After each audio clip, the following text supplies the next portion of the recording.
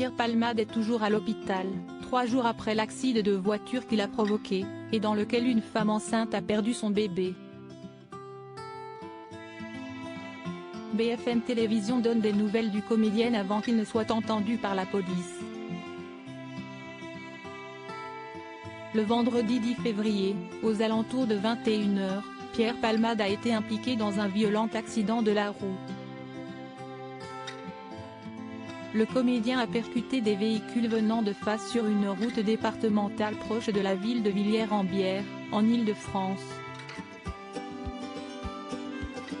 Son véhicule s'est déporté sur la gauche, fonçant droit sur une voiture qu'une femme enceinte conduisait avec son frère et son fils. À l'hôpital, la femme a perdu son bébé, tandis que son fils est toujours dans un état grave et son pronostic vital est engagé. Pierre Palmade transporté entre la vie et la mort à l'hôpital vendredi dernier. De son côté, Pierre Palmade n'est pas en forme non plus. Juste après l'accident, il a été transporté à l'hôpital du Kremlin-Bicêtre entre la vie et la mort. Il aurait alors au minimum une fracture du fémur et du tibia, voire une hémorragie interne, comme l'ont précisé nos confrères du Figaro. Après une première nuit très compliquée, sa famille a expliqué dans un communiqué qu'il était désormais conscient. Ses jours ne sont plus en danger ce matin, précisait son entourage.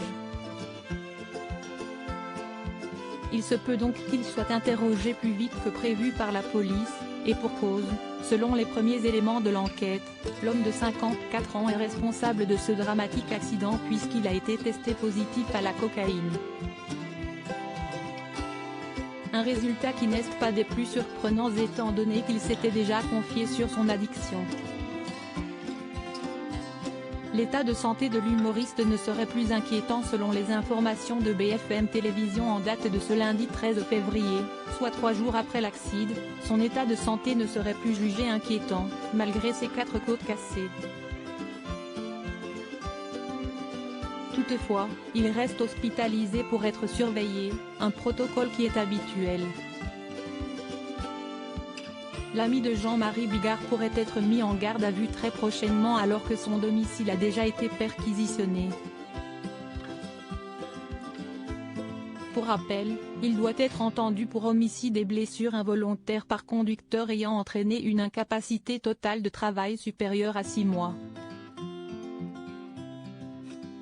Mais pour cela, il faut que les médecins donnent leur feu vert aux autorités compétentes. À lire aussi accident de Pierre Palmade, les étranges découvertes de sa femme de ménage à son domicile, au lendemain de sa grave collision, mise à jour.